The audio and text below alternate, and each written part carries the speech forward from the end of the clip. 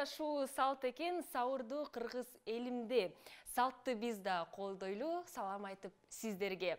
Урматтуу телекөрүүчүлөр, саламатсыздарбы? Сиздер менен биздин Ыркесе теледолбоору жана салам айтып мен Сезим Имамадыева. Бардык музыка сүйүүчүлөрдү, дегеле бардык кыргыз элибизди экранга жакыныраак отуруңуздар демекчимиз. Анткени Ыркесе сунуп, бүгүн биз конокторубуз менен чогуу жагымдуу бир теманы талкуулап жана кызыктуу маалыматтарга ээ болмокчубуз. Дароо эле бүгүн Ыркесени дегеле кимге сунабыз жана кандай чыгармаларды ырдап беришет, ким деп ойлоп жатсаңыздар, бүгүнкү биздин эфирибиздин алкагында конокторубуз менен тааныштырып кетели. Бүгүнкү биздин студиябызда ырчы, битбоксер жана дагы дегеле комузчу десек болот, ар кандай музыкалык аспаптардагы ээсиз. Эмесе тааныштырып кетели, Аман Токтобаев. Кош келиңиз. Жана Милан биздин ырчы айымыбыз. Кош келиңиздер. Кандай жетип алыңыздар? Жакшы, рахмат. Рахмат, жакшы. Бүгүнкү биздин Ыркесебизди сөзсүз түрдө бир нече убактардан кийин сунмакчыбыз. Ага чейин телекөрүүчүлөргө айта кетели, эфирибиздин алкагында, урматтуу телекөрүүчүлөр, сиздерге музыка чыгармаларын тартуулагандан тышкары сиздер дагы бизге өздүк билдирүүлөрдү жазсаңыздар болот. Номерубуз 0508 400 100 жана дал ушул номерга өзүңүздөрдүн куттуктоолоруңуздарды, биздин балким конокторубузга кандайдыр бир суроолоруңуздар бар болсо, сөзсүз түрдө 0508 400 100 номерине жазып, WhatsApp аркылуу же SMS билдирүүлөрдү бизге жөнөтсөңүздөр болот. Бүгүнкү биздин эфирибиздин алкагында кандай теманы талкуулайбыз? Ыркесен алкагында биз бүгүн кыргыз музыкасы туурасы талкууламакчыбыз жана дегеле кыргыз музыкасынын тарыхы тууралуу сиздерге кызыктуу маалыматтарды даярдап койгонбуз. Келиңиздер, биринчи дал ушул сюжетке назар салалы, андан кийин эфирибизди улантабыз.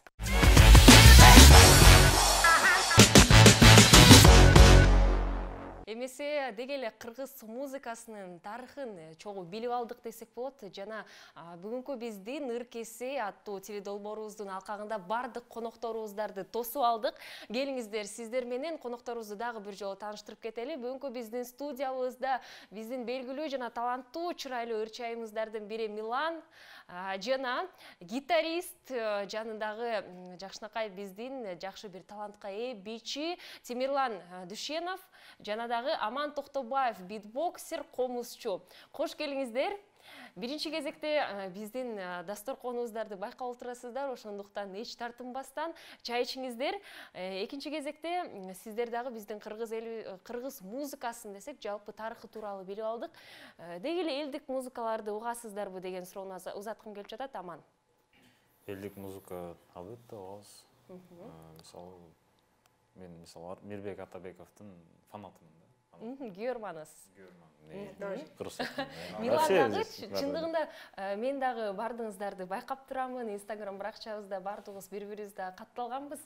Жана Миланды байкаганмын жакында гана, кичинекей кезиндеги ушундай өзүңүздүн ушу кыскача видеоңузду жөнөттүрсүз. Ал жакта бул Мирбек Атабеков деп кичинекей кезиндеги 6 же 7 жаштагы Милан айтып жатыптыр. Азыр болсо сүрөтүн илип алып, автографын алып, шкафыма илип койчумун ошентип сүрөттөрүн.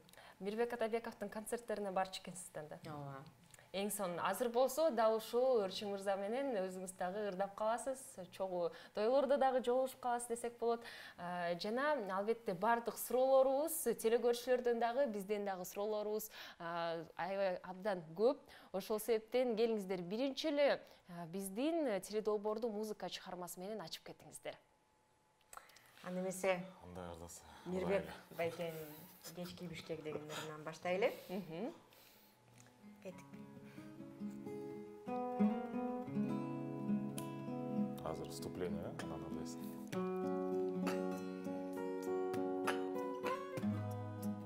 Чогуу, Жок, өзүң. Кечки Бишкек мен көргөн тагдырга болдум себеп. Текстине жооп койчу. Музга айланган көңүлдүн дардына жогум керек. болуң керек. Азыр қайда, айтшы маған. Бақытқа балқыған, жандырған, шалқыған жаным. Жанымдаған, жараланған жүрегімді. Sen аны bilmeysin, sen аны sezmeysin, sen mendey sümürsün canım. Sultanım karağanım, ömürdü bağlap ayağanım. Allah'ım aminindi, zengimden tabanımı. Oy baskan sanalarım, oru basınım caraladım. Balkim yolum ne, aytkim gelet sağa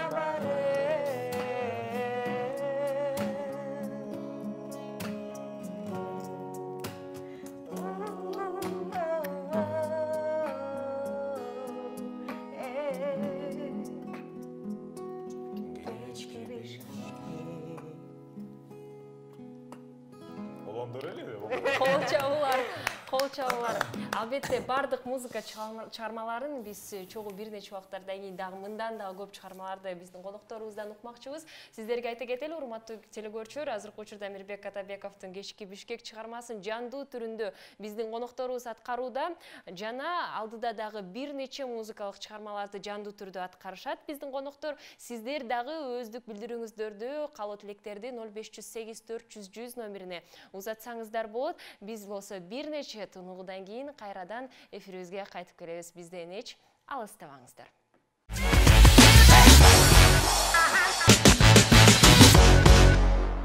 Бизге жаңы гана кошулган телекөрүүчүлөргө биринчи кезекте кутмандуу кечиңиздер менен, сиздер менен Ыркесе теледолбоору жана анын алып баруучусу мен Сезим Имамадыева. Биздин эфирибиздин алкагында сөзсүз түрдө жандуу түрдө сиздер жагымдуу чыгармаларды уга аласыздар. Биздин темабызды дагы талкуулап, андан тышкары жагымдуу клиптерди көрүп, жана дагы өздүк билдирүүлөрдү узатсаңыздар болот. WhatsApp аркылуу 0508 400 100 номерине жазыңыздар. Балким кандайдыр бир кызыктуу сурооңуздар бар болсо, каалоо тилектериңиздер бар болсо, дал ушул номерге жазып, биздин дегеле конокторубузга бир нече убактардан кийин дал ушул суроолорду узатмакчыбыз. Ага чейин биз бүгүн кыргыз музыкасы тууралуу талкуулап жатабыз.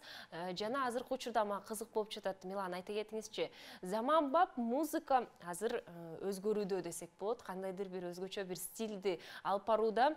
Биздин жаш муундагы азыркы учурда күйөрмандар, угуучулар кандайдыр бир ушул башка заманбап музыканы угушат. Сиздин көз карашыңыз жана дегеле өзүңүз кайсыл заманбап ырчыларды угасыздар? Мен Улукман апаны угам. Рэп багытында десек болот. Ооба. Биздин Кыргызстандагы ырчыларды айтып атасызбы? Дүйнө жүзүндөгү алсак болот. Дуа Липа, Ариана Гранде, Адель, Джастин Тимберлейн.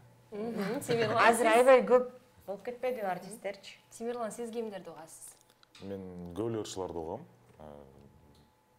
Если перечислять это көп болуп кетет. Эд Ширан, ошол эле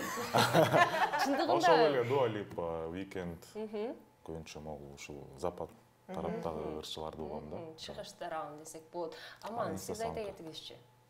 Мен мурдагы аты чыгып жүргөндө ошол ырчыларды угам. Мисалы Энрике Иглесиас, 50 Cent менен. Классика десек болот, азыркы учурда. Жаңылардан деле билбейт экенмин негизи. Жаңыларын уктойм, мен эскилерди угам негизичи. Чындыгында байкасак, азыркы учурда Милан айта кетти, инстасамка депчи. Азыркы жаш муундар дал ушул багыттарларды угушат, инстасамка, сеймо, кандайдыр бир өзгөчө ушул музыка стилдерин десек болот. Сиздердин көз карашыңыздар кызыктуу болуп жатат. Ошол эле дал ушул айтып кеткен биздин музыканттарды Тимирлан, бөлүшүп кетиңизчи өз ой пикириңиз менен.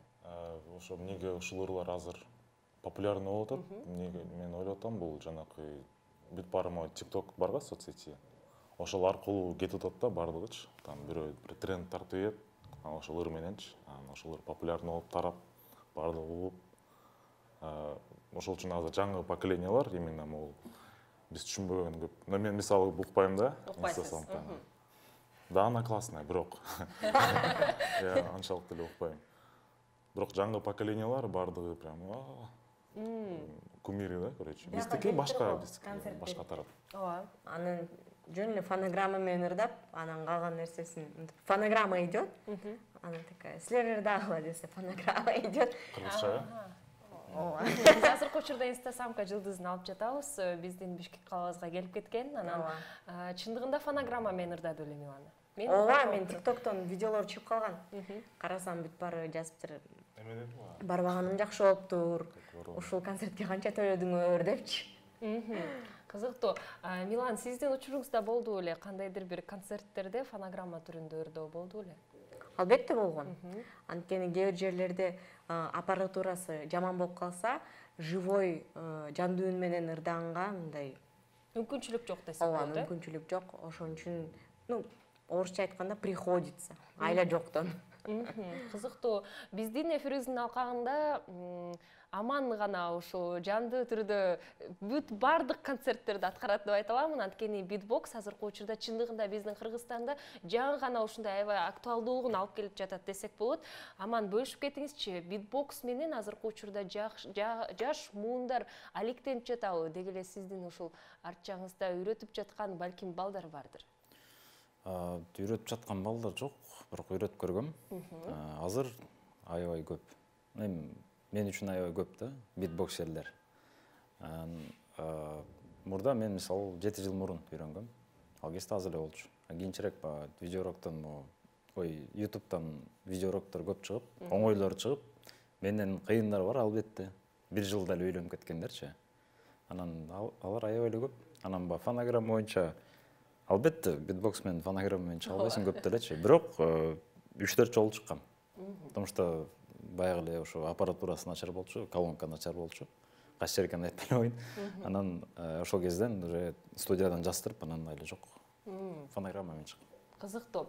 Жана азыр Аман менен Тимирланга суроо узаткым келип жатат. Ар бир музыкалык аспапты ээ болууда, албетте биринчи кезекте тандоодо эмне аныктайт деген суроо узаткым келип жатат. Деги эле тандоодо кандай ушундай бир өзгөчө менин оюмча критерийлерге ээ болуш керекпи музыкалык аспап же болбосо жан дүйнөңө жатышы керекпи? Аман, сизден баштайлы. Меники мисалы комузду айта кетсем, комуз мени негизи мага өзүмдүн апам үйрөткөн. Апам комуз айтат. Бирок ал кезде аябай эле кызык чүмөсүн. Үйрөткөндөн эле үйрөнүп көрөйүн деп эле. Меники негизи битбокс да, призваниямчы, мындайча айткандачы. Комуз мындай эл катары эле чертип, как инструмент катары эле чертип жүрөм. Тимирлан, сизди алсак? Меники деген мындай да. Мен атам өзү музыкант да, анан өзү часто ойной берчү. Кичинекей кезимде мен карап, суктанып, бул эмне, тринг депчи. Балким эгер комуз ойносо, мен комузга кызыгып, комуз үйрөнүп кетмекмин да. Бирок ошо гитараны биринчи ойноп, эметке кызыгып жүргөн учур болгон, ошол үчүн мен гитарага кызыгып үйрөнүп баштадым. Ээрчилерде айтып коет эмеспи, музыка аспап сенин аспапты эмес, аспап сени тандайт дегенди болуп турсуз да, э? Обоюдно болуп калды го, эки тараптан деп. Эң сонун жооңуздарга ыраазычылык билдиребиз. Келиңиздер, музыка менен эфирибизде бир аз ушундай контрасттерди берип коелу десек болот. Кайсыл музыкасын даярдадыңыздар? Кайсыл музыка чыгармасын айтып бересиздер? Кичине эскирээк ыр болот. Just the two of us. Орусчага тургондо только мы вдвоем. Кыргызчага тургондо биз экөөбүз. Bill Withers деген ырчы. Ырдап коелу.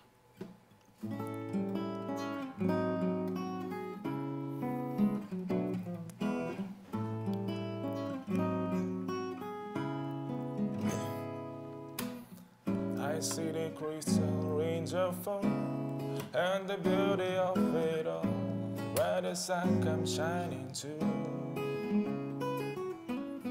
to make just raindrops in my mind. When I think of you sometimes, I wanna spend some time with you.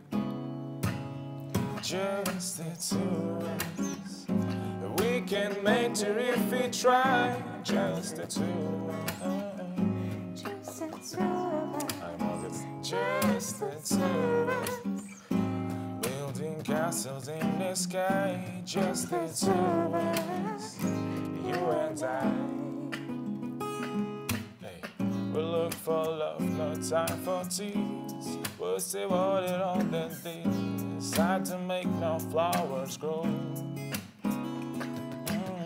Good things might come to this way, not for us, so way too late. We're gonna work for all we knew.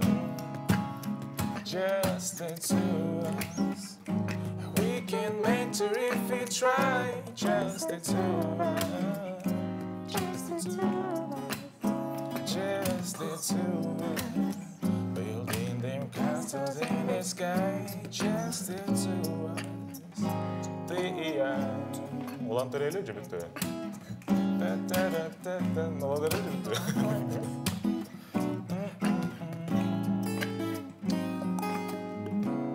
Адам, последний куплет. I hear the crystal rains of fall on the way to the home. How to become the morning dew.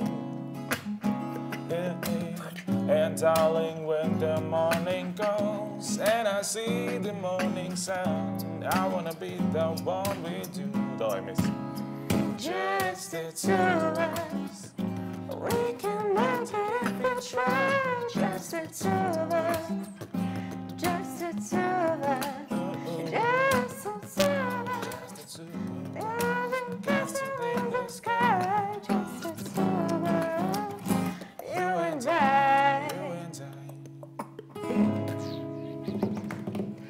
Кол чабуулар, өзүңүздөргө береке. Эң сонун.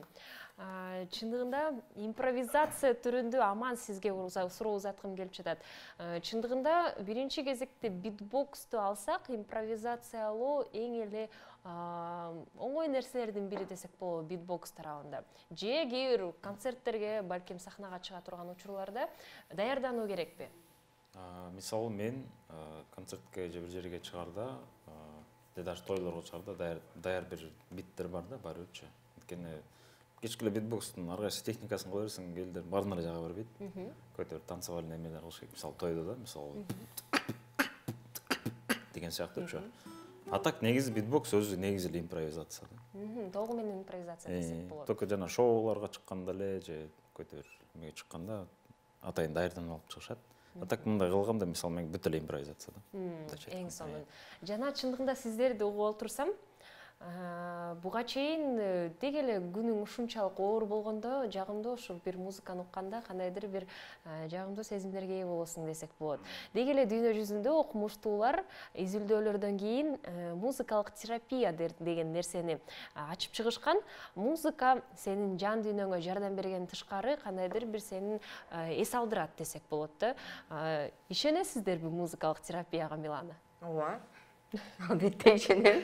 Анткени мен өзүм чарчап кетсем же устала эмес, музыка коюп коем, анан эс алып отуруп калам. Кандай музыкага саласыз? Өзүм плейлистим бар. Өзүмдү эле угам дейсизби? Ар кандай ырларды угам. Ошо жаккан ырларды кошом да. Мындай именно ушул жанрды угам деп айта албайм. Жаккан ырларды кошуп, ошентип угуп, эс алып калам. Музыка терапиясы албетте бар деп айта алам. Эң сонун. Чоң рахмат сиздердин жоогуңуздарга. Бир нече убактардан кийин телекөрүүчүлөргө айта кетели. Биз болсо жандуу түрүндө дагы бир музыка чыгармасын угабыз. Коногубуздардан балким сиздердин кандайдыр бир кызыктыра турчу сурооңуздар бар болсо, каалоо тилектериңиздер бар болсо, ким билет, балким жакшы жакын адамыңыздарды жакшы каалоо тилектер менен куттуктагыңыздар келсе, 0508 400 100 номерине өздүк билдирүүңүздөрдү SMS же WhatsApp аркылуу бизге жазсаңыздар болот. Айта кетчү нерсе, биз чалууларды кабыл албайбыз, ошол себептен WhatsApp же SMS аркылуу бизге жазыңыздар. Биз болсо эфирибиздин алкагында сөзсүз түрдө азыркы учурда музыкалык деги эле кыргыз элибиздин музыкасы тууралуу толугу менен дүйнө жүзүндөгү кандай жанрлар бар жана деги эле музыкалык терапия деген нерсе тууралуу талкуулап жатабыз. Сиздер дагы биздин маегибизге кошулуңуздар. Бир нече убактардан кийин дагы биздин кызыктуу маалыматтар маалыматтар менен жана фактылар менен бөлүшөбүз. Суроолоруңуздарды, билдирүүңүздөрдү узатыңыздар. Биз болсо бир аз тыныгуудан кийин өз эфирибизди улантмакчыбыз. Урматтуу телекөрүүчүлөр, эфирибиздин алкагында конокторубуз бар экендигин эч унутпаңыздар. 0508 400 100 номерине жазыңыздар. Биз болсо бир нече убакыттан кийин кайрадан кайтып келебиз.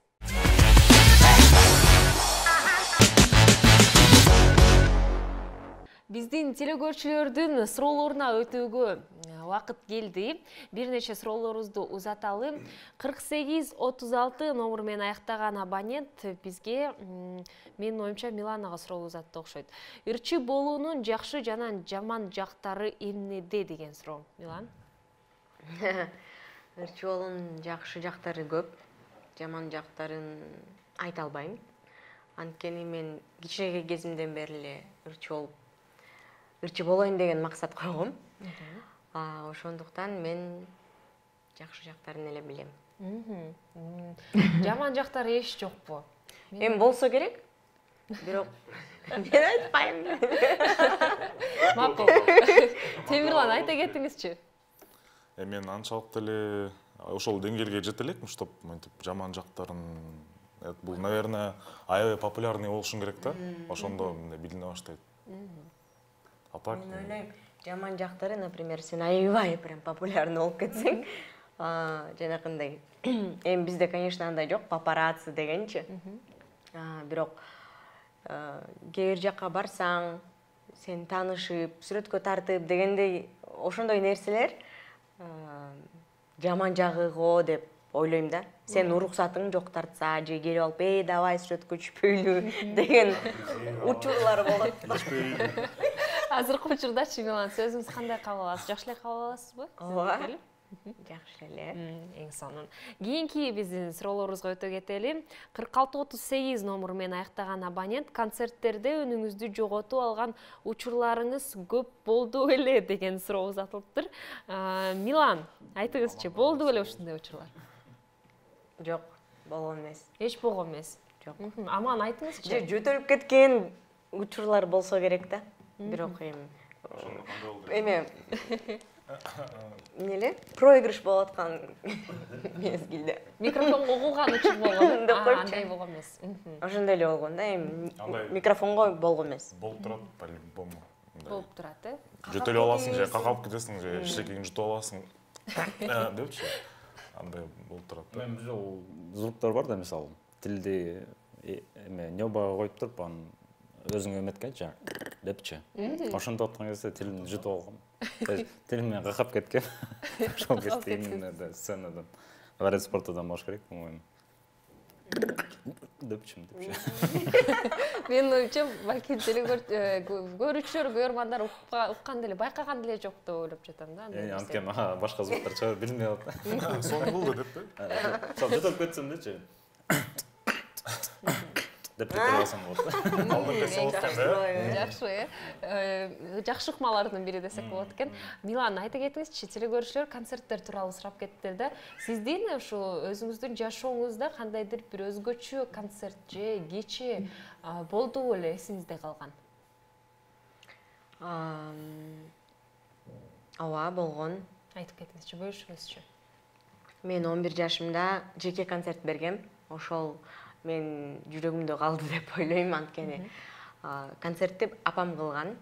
Апам менин продюсерим болуп, театр, опера жана балет театрында болгон. Ошондо мен 11 жашыман 12ге толуп аткам. 12 май 2011 жылы концерт болду. Ал жакта мен аспаптарда ойнодум, бийледим, ырдадым. Ал больше как отчетный концерт болгон да. Мен мугалимдериме, одноклассниктериме жана досторума, туугандарыма ошондой концерт болгон. Ошол концертти мен аябай эстеп жүрөм. Анан буюрса мен жеке концерт койсом деген буюрса пландар бар. Ошол как-никак опыт экен да. Ошол 2011 жылы мен кичинекей болсом дагы аябай чоң опыт алдым. Анан уже мындай каталарды билип, ошолорду өзгөртүп, буюрса концерт. Чындыгында эле азыркы учурда өз чыгармачылыгыңызда жакшы мындайча салым кошуп жатасыз. Анткени жакында гана Чыныгы Баатыр аттуу чыгармасында биз дагы күбө болдук. Сизди куттуктайбыз. Жана байкасам, чындыгында аябай оор чыгармалардын бири экен. Ал жакта ушунчалык бат-баттан рэп окуп турсуз десек болот. Кимдин идеясы болду? Бул менин продюсеримдин идеясы болгон, Чыңгыз Алиевдики. Сөзү обонун өзү жазган. Ошол. Дароо эле макул болдуңузбу? Ооба, дароо эле макул болгон. Мен биздин запистерибиз башкача болот да. Студияга барып, анан ырды угуп, дароо эле анан запись кылабыз. Ошентип эле угуп, запись кылгам. Чынында оор болду, анткени мен кыргызча рэп айтканым биринчи жолу болуп атат. Ошондуктан бир аз оор болуп анан көмүп кеттим. Эми жакшы эле. Азаматсыз. Дагы бир суроо келиптир. Бул жака 0100 номер менен аяктаган абонент аман эң чоң жетишкендигиңизди жана эң таасирдүү ийгиликсиздигиңизди сүрөттөп бериңизчи деген суроо келиптир. Сиздин эң чоң жетишкендигиңиз жана ийгиликсиздик болгон учурлар болду беле? Мисалы, мен конкурстарда айта алам. Жетишкендиктер депчи. Жетишкендик деп бул деген то, что Кыргызстанда X Factor долбоорунда биринчи орунду алганым. Жана Казакстанга Central Edge Got Talent проектине барып кирген болду да. Ошол кезде кичине популярность алдым. Кытайдагы ал жерден видеону ала албай калдык, ошон үчүн Кыргызстанга көрсөтүлгөн жок. Көрө албай калдык десек болот. Бирок Central Asia Got Talent'ты алсак, тилекке каршы сизди 3-этапта десек болот, Үчүнчү этапта кандайдыр бир эч белгисиз, эрежелерсиз четтетип салышты, ошондо. Жок, экинчи этапта, экинчи турда болчу. Ошону ийгиликсиз деп айтсам да болот. Ийгиликтүү деп айтсам болот, ийгиликсиз деп айтсам болот. Анткени аябай жаман болгон, анткени кат келген, мы вас исключили без причины, просто мы имеем право дегендейчи. Анан ошого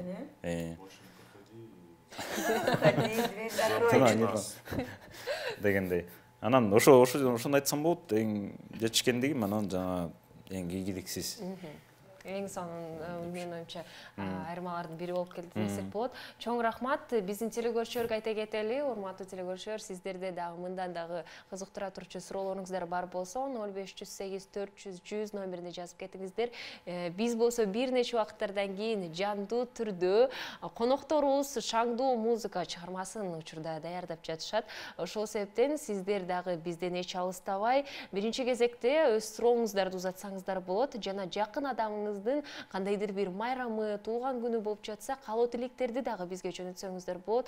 WhatsApp же SMS аркылуу бизге жазыңыздар. Эскерте кетели, тилекке каршы сиздердин чалууңуздарды кабыл албайбыз, ошондуктан билдирүүлөрдү жазыңыздар. Биз болсо бир аз тыныгуудан кийин эфирибизди улантабыз.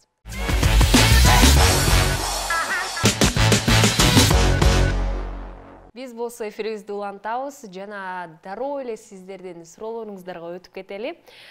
0106 номеру менен аяктаган абонент Темирлан. Сиздин оюңузча, гитара ойноону үйрөнүүдө кандай эрежелерди кармануу керек? Кандай күнүмдүк көнүгүүлөрдү сунуштайсыз деген суроо узатылыптыр. Биринчиден режим, эртең менен 12-де туруш керек.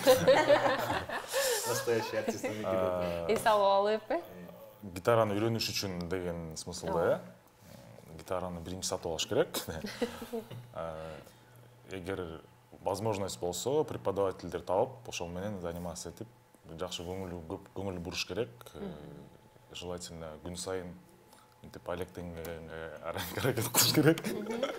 Кандайдыр бир ушундай базалык көнүгүүлөр барбы? Конечно, албетте бар. Негизи YouTube'дан деле карап үйрөнсө болот. Бирок ага кичине терпение керек, отуруп карап.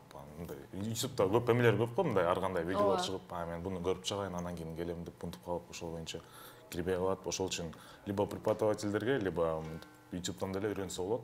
Бүт баары бар. Ооба. Мен карантинде ушинтип үйрөнгөм да, кстати.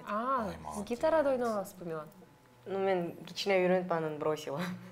Менин билишим боюнча Милан пианинода жакшы ойнойсуз. Ооба. пианинода. Кийинки суроого өтүп кетели. 4640 номер менен аяктаган абонент Бишкекте битбоксту өнүктүрүү үчүн эмне кылууну кеңеш бересиз деген суроо келиптир. Аман, бул суроо сизге узатылыптыр.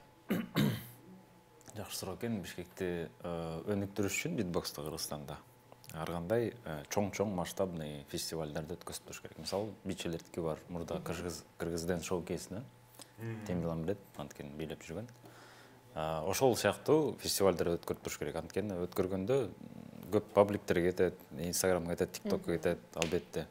Ар кандай каналдарга кетет, көрсөтүлөт. Ошол кезде көп спонсорлор да чыгышы мүмкүн. Мисалы бирөөнү какой-то X-Factorга да, франшизасына тоже Got Talent давайте отправим депчи, жиберебиз деп, бирөө спонсор чыгышы мүмкүн. Ошентип акырындап битбокс эмеси маданияты өнүгө берет да.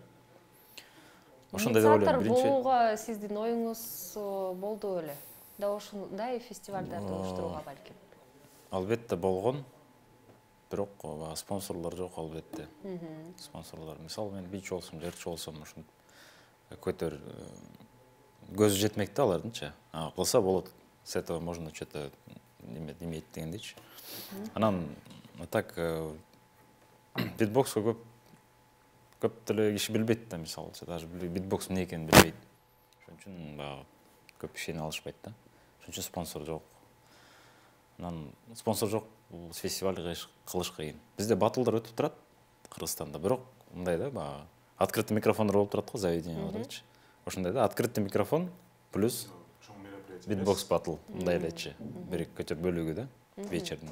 Анан ошондой эле өтүп турат ал батлдарчы. А так масштабный болду. Бирок деги эле ушундай кичи иш-чаралар бар болгондугуна мен ыраазымын десек болот. Анткени чындыгында битбокстун дагы өзгөчө бир мындайча айтканда стили бар десек болот. Азыркы учурда келиңиздер, биздин телекөрүүчүлөргө музыка чыгармасын тартуулап коюңуздар.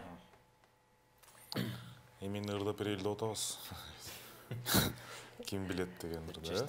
Ким билет? Азыркы учурда деги эле Кыргызстанда гана эмес, биздин ошо достук биздин өлкөлөрүбүздө дагы Jax аттуу кыргыз ырчыбыздын хити десек болот, Ким билет аттуу чыгармасына анда назар салалы.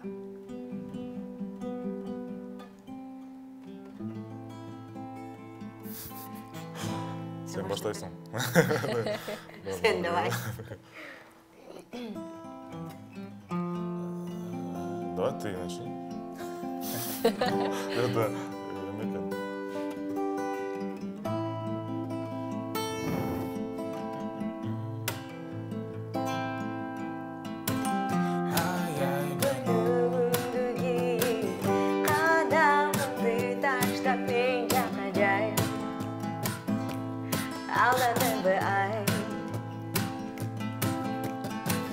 Жақындарым менен айтшы, тентек қыз торуна қармалдымбы ай. Жаңылдымбы ай. Ортомузда не болорун чынчында мындан ары ким билет. О, ким билет. Ортомузда не болорун чынчында мындан ары ким билет, ким билет, ким билет, ким билет, ким билет, ким билет. Oh, ким билет. Ортомузда не болорун чынчында мындан ары ким билет, ким билет, ким билет, ким билет, ким билет, ким билет. Oh, ким билет.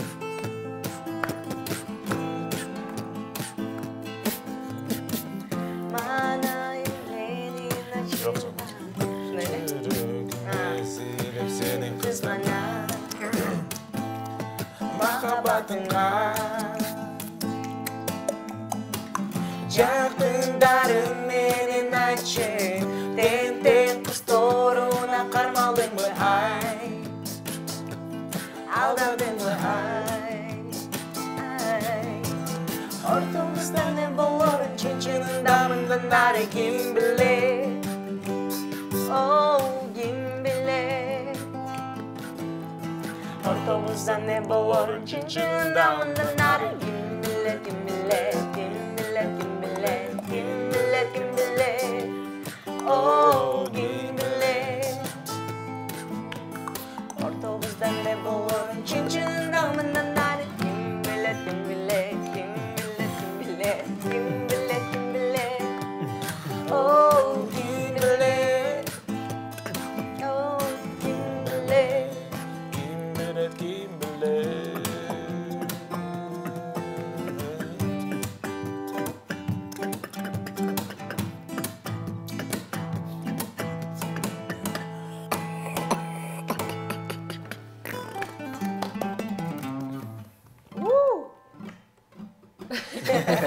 Кол Атайым чабуулар. ішінде болчу. Чындыгында эң сонун чыгармалардын бири. Азаматсыздар. Ар бирөөңүздөргө ушул суроону узаткым келип жатат. Сиздерди эмне шыктандырат? Музыка чыгармасынын албетте багытында балким бул кандайдыр бир окуялар десек болот. Же болбосо ар бир адамда жакшы, мындайча айтканда, жаңылыктарды күтүп дагы жашаган адамдар болот эмеспи? Деги эле сиздердин ушул музыка чыгармаңыздарда эмне шыктандырат? Аман, сизден баштайлычы. Шыктандырганда эме болуп калабы ушунда.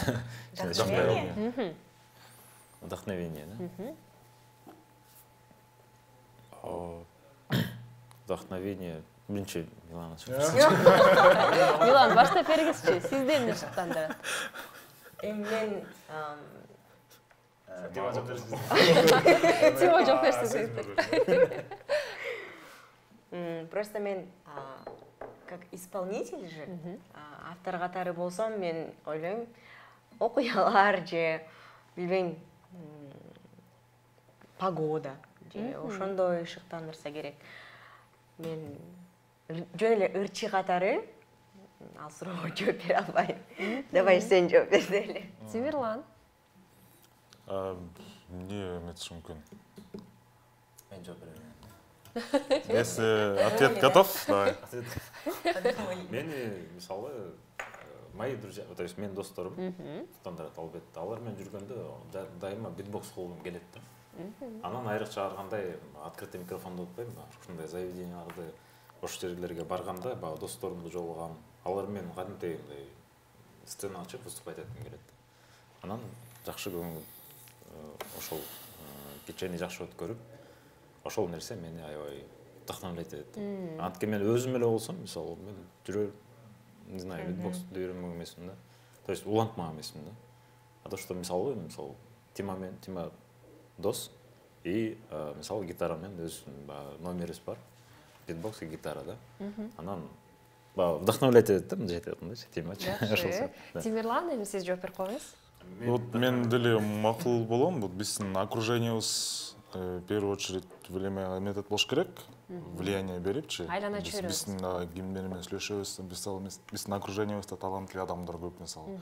Танцорлор бар, танцорлор менен жүргөндө өзүнчө мындай что-то от них тоже берешь, кайда бир идея пайда болот. Негизи творческий адамдар ошол менен ошол кыйыныраак да, мындай творческое выгорание болуп, эчтеке кылгысы келбей, бат эле депрессия болуп кетет да. Ошондой болгонго негизи аракет кылыш керек, ошо мындай творческий, кандай дедиңер? Ошо сөз шаринган. Ошо окружениең жакшы болсо, мне кажется, поддержкаң болсо, мындай шыктандырып турасың. Чындыгында аябай кызыктуу жооп узаттыңыздар. Эмнегедир айлана чөйрөнү ушул көпчүлүк чыгармачыл адамдарды шыктандырарын мен деле билбептирмин. Көпчүлүк учурда сенин өздүк тагдырың же окуяларды ойлочумун да. Жана Тимирлан айта кетти, бул жакта чыгармачыл адамдар депрессияга туш болот айта кеттиңиз. Дал ушундай учурларда андан кантип арылуу керек? Эгерде музыкалык терапия жардам бербесе, Милан? Мен өзүм азыр чынын айтсам, өзүм депрессияга кирип кеттим дебейсиз да? Ошо чынын айтсам, ошо депрессияда жүрөт окшойм. Мен ойлойм, муну жашаш керек. Ушул моменттерди жашап, өтүш керек. Андан соң эле мындай каалооң пайда болот же шыктандыруу дегендей. Бирок мен азыр ошол моменттерди орусча айтканда проживаю. Чындыгында ар бир музыкантка бул нерсе менин оюмча керек деп ойлоймун.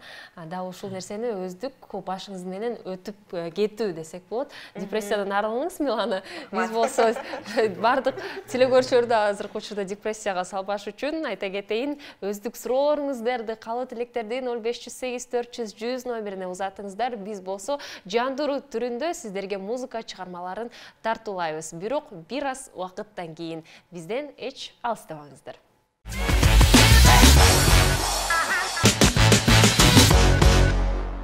ыркесе теледолбоорун улантуудабыз жана буга чейин сиздерге жандуу түрдө музыкалык чыгарманы тартуулайбыз деп убада бергенбиз. Ошондуктан азыркы биздин эфирибиз дароо эле музыка чыгармасынан башталсын. Кайсы чыгарманы тартуулайсыздар? Азыр болсо биз Жахалип Жахкалип рэп багытына чөмүрөбүз. Буга чейин азыркы учурда лириканы да уктук, хиттерди да уктук десек болот. Азыр Жахкалиптин рэп чыгармасын укмакчыбыз. Кайсы чыгарма? Эсче бах. Караоке хиттери да. Орус тилинде да беребиз. Келиңиздер, кеттик. чика чика чика чика чика чика чика. Мен айтып.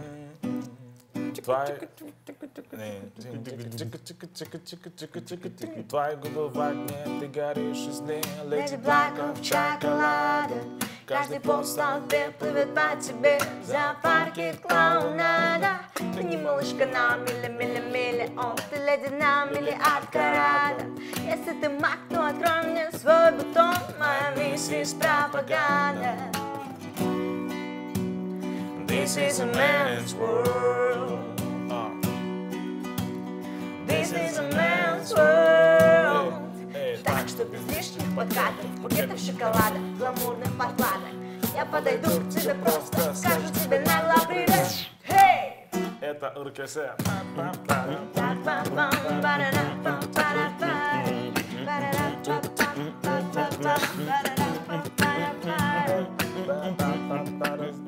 Надо было начать, да, сразу?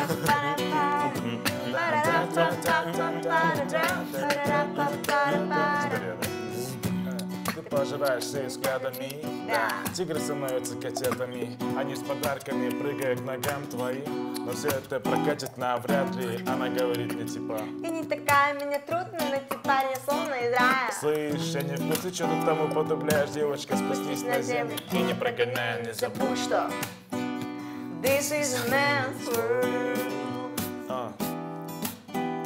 This is a man's world. Так что без лишних плакатов, букетов шоколада, гламурных подкладок. Я подойду к тебе просто, скажу тебе нагло привет. Hey, это РКС.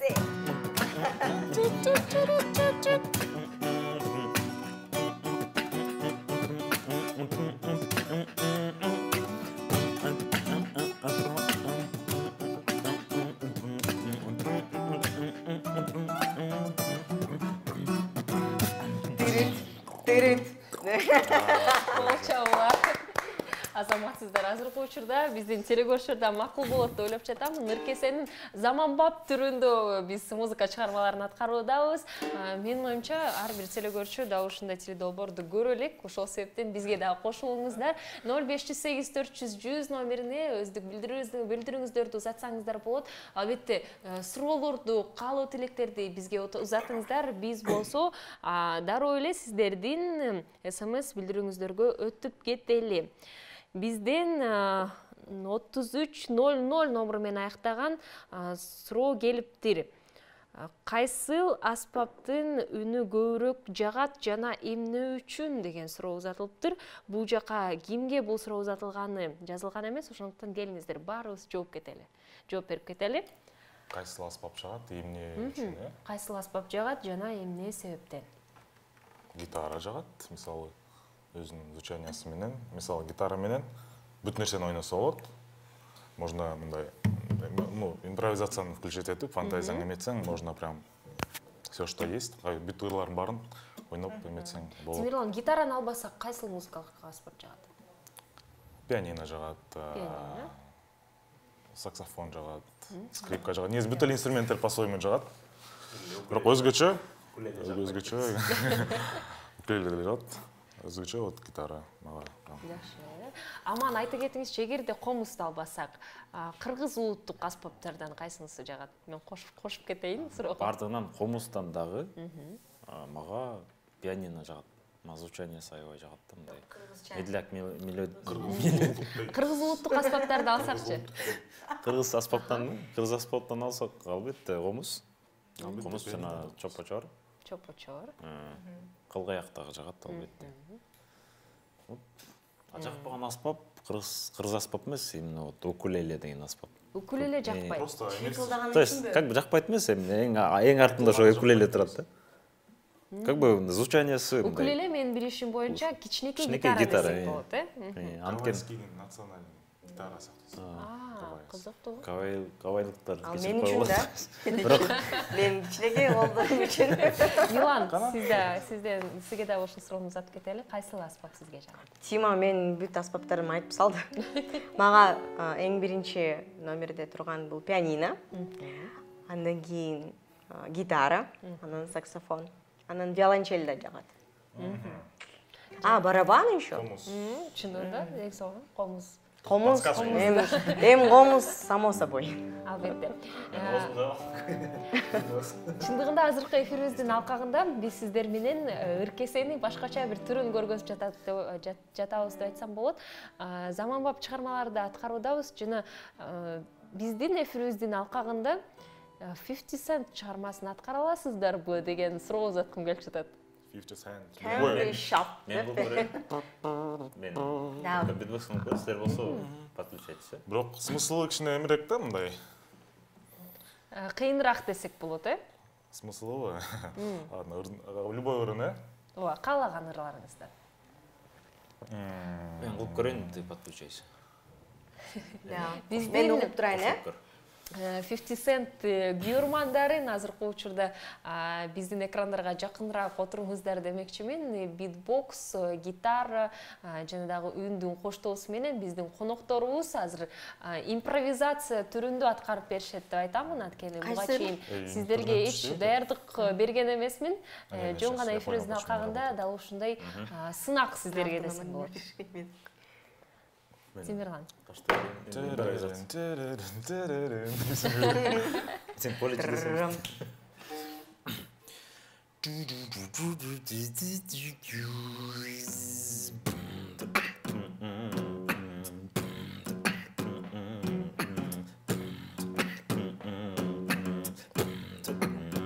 I take you to a candy shop.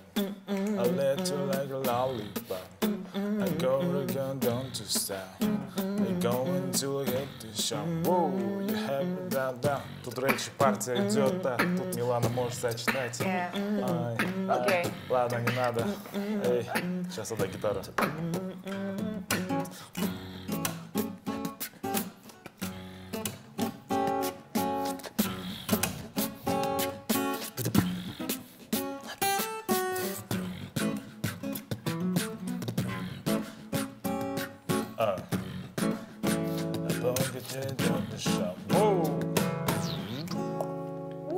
Аракет кылдык. Кол чабуулар. Жана биздин телекөрүүчүлөрдөн суроолорго өтөлү. Азыркы учурда 0121 номер менен аяктаган абонент бизге суроо узатып жатат. 10 жылдан кийин музыканы кандай көрөсүздөр деген суроо. Кызыктуу суроолор, келечекке умтулалы. 10 жылдан кийин мен ойлойм бүт эле рэп болуп калат. Азыр анткени көбүнчө бүт эле рэп TikTokто деле, Instagramда деле тренд болгондорчу, челленджде деле ошол рэп музыкага. Кийин ойлой берем ошо анан мындай кичине мааниси жогорок рэп болуп калат. Мурда рэп болсун, мен айтып атпайбы, мен менен 50 Cent там биздин баягы мурдакы бишкекский рэп, Кигас, Акапелла деген группалар бар болчу, сен билет болсоңар. Ошолордун көтөрүү смысл бар болчу, мааниси бар болчу. Особенно 2000-жылдагы там. 2000-жылдагылар. Кийин 10 жылдан кийин музыка бүт эле рэп болуп кетти, жана ошол рэптин мааниси да болбой калат да көп делечи. Клубы анан виски кола деген сыяктуучу. Ошол сыяктуу эле рэп болуп. Да, ошондой эле ошого эле идет всё на самом деле, ошондой эле болуп баратат. Бирок менин оюмча дал ушул нерсеге биз баратканыбыз эмнегедир капалантат десек болот. Анткени айтып кетип жатасыз, анын деле эч мааниси жок болуп калышы мүмкүн деп. Бирок кантип андан арылуу керек? Качественную музыку писать, да, наверное. Эми ал эмеден болуш керек. Ар бирөөнүн негизи вкусу бар кандай болот да. По-любому бардыгы ошондой направлениеде укпайт. По-любому мындай башка исполнительдер болот. Калган эме, которые болот. Башка жанрдагы ыр жазгандар болот, мисалы. Анчалык деле болбойт болуш керек, эми бардыгы мындай. Эски жанрды жаңыртканда жакшы да. Мисалы Weekend дегендерчи бар. Аныкы жанры кадимкидей мындай. Как 90-е, да? Как 80-е, да? ошол дегенде. Ошол жакта. Жакс деле мисалы ошол жакта болуп кетсе, анда жакшы албетте. Эскини жаңыртыпчы. Чындыгында байкасак азыркы учурда жөн гана менин оюмча дүйнө жүзүндөгү эмес, чет өлкөлүк ырчылар эмес, биздин кыргыз ырларындагы жаңылантууда десек болот. Сиздерде дал ушундай ой жаралган эмес беле? Милан, сизге суроо атайын. Жаралган. Эгерде азыр кандайдыр бир сулуш келип калса, кайсыл элдик ырлардан заманбап түрүнө айлантмак элеңиз? Ойлонуп көрдүңүз беле? Жок, ойлонуп көргөн эмесмин. Ойлонуп көрүш керек. Жакшы, келиңиздер, анда мындай суроо атайын. Биздин кыргыз музыкасына кимдерди угасыздар? Мирбек Атабековдон тышкары. Жүлдеш Идрисова, Малика Дина. Подружка бар. Да, кимде. Ну, в основном ушул адамдарды. Аман? Кыргыз ырчыларынан ошо бирөөнү эстей албай атам. На английском ырдай. На английском? Мыктыбек Нурланбек. Аха. Да. Миң жашар деген бир ырчы бар. На английском поет и как будто мындай клипти көрбөй, даже клипти дагы американский, то есть зарубежный кылганда. Чет өлкөлүк ырчырдап жаткандай, Чет өлкөлүк ырчырдап жаткандай, мындай акцент да жок кадимкидей. Анын ырдоо стили дагы как у американцевдин. Миң жашар да. Ошонун эметкени мага жаккан аябай. Тимирлан? Так, кимде? Ну, Атабеков. Укпайм кыргыздар. Бекбарбиевди. Мында угуп берем негизи, ким жакшы ыры чыгарса, мисалы ошол эле Малика Дина жаңы ыры чыкса, амор жакшы экен. Жакшы экен мындай. Жакстын деле жакшылары чыкса деле, слушай, ну прям конкретно буну угам деп айтпайм да, мисалы. Жакшы. Ыры чыгаранга жараша. Анда чыгармадан бардыгы көз каранды экен, биздин телекөрүүчүлөргө айта кетели, урматтуу телекөрүүчүлөр, сиздер Ыркесе ТВ долбоорун көрүп жатасыздар. Жана эфирибиздин алкагында эң негизги шарттардын бири жандуу түрдө музыкаларды чыгармаларды аткаруу. Эгерде сизде да кызыктыра турчу суроолор болсо, бизге узатыңыздар. Биз болсо бир нече убакыттан кийин эфирибизди улантабыз.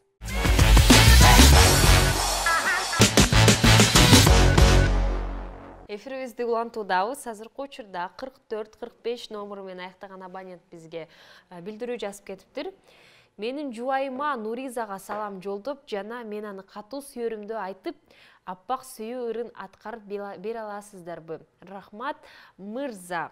Мырза аттуу бизге жигит жазыптыр. Нуризага салам жолдойбуз. Биринчи кезекте албетте биздин коноктордун атынан Нуризага салам жолдоп койгуңуздарчы. Саламатсызбы, Нуриза. Нуриза. Мырза аттуу Мырзанын атынан. Нуриза. Сизди аябай жакшы көрөт экен. Жубайы дедиби? Аппак сүйүү ырын аткарып коелу. Мен билишим боюнча албетте битбокс түрүндө жана гитараны азыркы учурда импровизациялоо кыйын болуп калышы ыктымал. Ошол себептен Милананы биринчи кезекте албетте суранабыз ырдап бергенге. Тимирлан, импровизацияга лаганда көпчүлүк ушуларда оңой эле берилеби? Эми ар кандай, бул кээ бир ырлар бар, гармониясы мындай болуп кеткенде түшүнүш кыйын болуп калат. Аппак сүйүүгө кошула алабызбы? Эми аракет кылып көрөбүз. Аракет кылып көрөлү. Телекөрүүчүлөр үчүн Аппак сүйүү чыгармасын азыр дароо эле импровизация түрүндө биздин конокторубуз аткарып бермекчи. Мен болсо битбокс менен бузбай эле коеюн, Как минимум, вот битбокс бар, вокал бар, Или мен сториске тартып турайм. Көп болуптур ырдабаганымачы. Кайсыларын элес билесиң хотя. Аракет кылып көрөлү. Кеттик анда. Бабалардан калган сүйүү ыргагы, бул жашоонун көркү көңүл ачууда. Өмүр шаңы көпүзгө тең ортогай, сен туш болдуң жаным көңүл назына. Рахмат. Азыр дальше мага высоко болуп калат экен. Жазгы түндүктей жансыз күндөр Болчолор арбетте аракет салдыңыздар. От души. мага арналды. тональности туура эмес келип калат экен. Кечиресиз. Бирок биздин Жакшы менин оюмча телекөрүүчүлөр үчүн жакшы аракет салдыңыздар. Кол чабуулар дагы бир жолу өзүңүздөргө береке. Бирок Милан айта кетиңизчи, албетте ар бир ырчынын сиз айтып кеттиңиз тону болот депчи, өздүк тону болот десек болот. Жана ырдап аткан учурларда ушул кандай тондорго бөлүнөт, биздин ушул музыкага чөмүлтүңүзчү, канча тон болот жана сиздин өздүк тонду кантип табуу мүмкүнчүлүгү бар? Ар бир адамдын сиз айткандай эле өздүк тону болот. Кыздарда башкача, балдардыкы башкача. Мен кыздардыкын айтып кетсем, Тима балдардыкын айтып кетсин. Билесиңби? Кыздардыкы сопрано, меццо сопрано, анан альтка бөлүнөт. Сопрано бул мындай эми чыйылдак үн дебейин, бирок ушул эң Бийик десек. бийик тондогу үндөр. Меццо сопрано бул бийик да ала алат и мындай ылдыйларды ала алат да. Мен альтмын больше. Альт это вот низкий голос. Бирок меццо сопрано деп деле койсо болот. Меццо сопрано альт экөөнүн мындай көп разницасы деле жок. Жакшы. Сопрано, меццо сопрано, альт. Ошондо айымдардын ана мырзаларындагы тондору ар башка десек болот да. Тимирлан бөлүшүп кетет деп айтты Миланы. Тимирлан айтып кетиңизчи. Мен балдардыкы так как үндөрү ылдыйраак да, кыздардыкы көйдөрөөк, биздики баритон деген неме бар. Ушундай категория, ошого жакыныраак болобуз. Баритон это ылдый үн, низкий голос. Биз үчүн. Меники баритон деп ойлойм, баритон да. Баритон, альт, эмнелер бар эле. Тенор, баритон, бас деген да бар. Бас бар. Меники бас менен баритондун ортосунда, мен ушуну баштайм. Битбоксту дагы өзгөчө бир тондорду чыгарса болобу, айтыңызчы ага. Битбоксто негизи низкий болгондо жакшы, албетте высокий болгондо жакшы, өйдө болгондо. Высокий болгондо ар кандай, мисалы инструменттер болсо, мисалы саксофонда, мисалы деген сыяктуу. А низкий болсо, прям кадимки эле колонкада чыккан бас да. Мисалы, или да горловой бас дегендер бар. Мисалы, самый низкий такой деген сыяктуу кылса болот. Аябай кызыктуу экен. Эмнегедир битбокстун ушундай тондорго бөлүнөт деп ойлоп аптырмын да. Аябай кызыктуу жооптордун бири болду. Кийинки биздин сурообузга өтүп кетели. 0827 номуру менен аяктаган абонент битбокс менен эмнеге жетүүнү каалайсыз деген суроо жазылыптыр. Аман, албетте бул суроо сизге. Битбокс менен мен албетте койчу эле атымды чыгарым келет битбокс менен, албетте.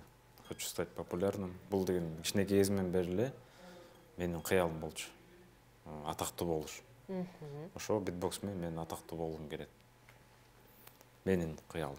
Ошо. Жакшы. Милан, жолдо баратып өзүңүзгө шектенген учурлар болобу деген суроо uzatылыптыр. Буга чейин сиздер менен биз депрессия тууралуу дагы талкуулап кеттик. Бул жакта телекөрүүчү сураптыр, шектеген өзүңүздү мындайча айтканда өзүңүзгө ишенбеген учурлар болдубу эле деген суроо. Ишенбеген учурлар мен ойлойм, ар бир адамдын ушундай мезгили болот депчи.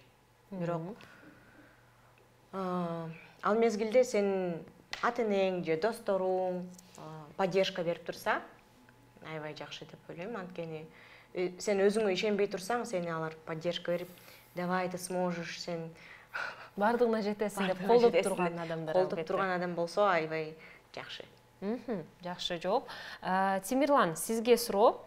Популярдуулук чыгармачылыкка таасир этеби?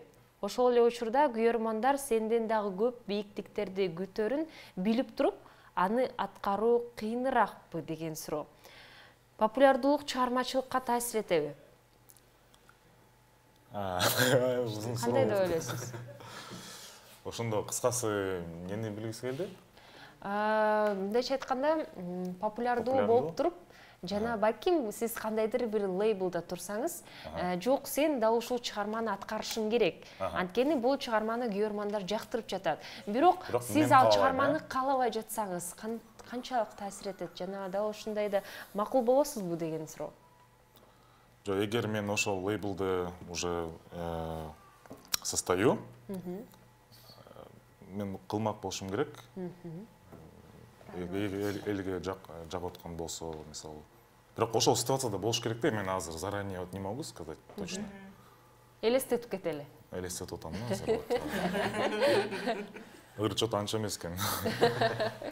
Эси ыр мага реально жакпаса, мен отказ бермекмин да, мисалы.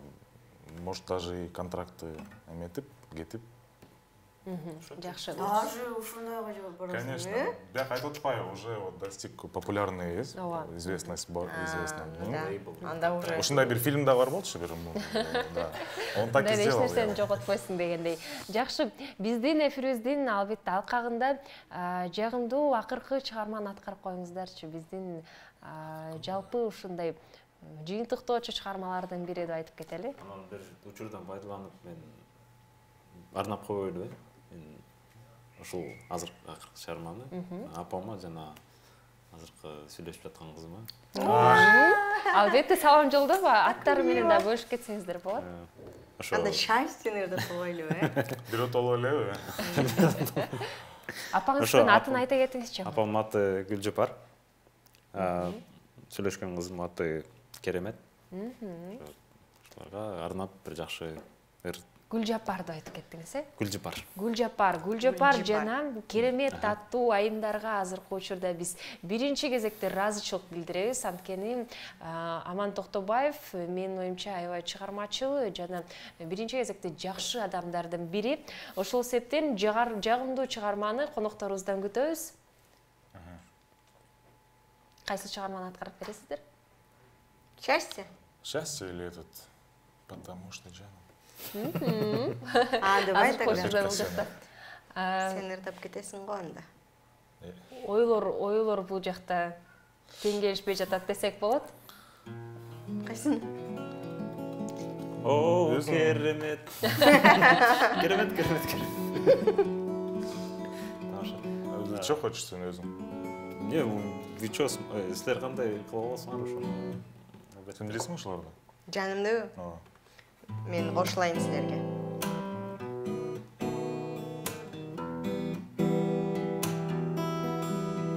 В этом городе странном повстречались лишь там. Я назвал тебя леди одинокой. Ты не раскрывала секрет, легко бросала ответ, оставив раны глубокой. Вот только лишних слов не надо. Я обнимаю тебя своим взглядом. Для нас звучит мотив бульвара. Быть может, мы идеальная пара. Я скучаю, я скучаю, когда тебя нет рядом. Я скучаю, месяца байранды, потому что жаным.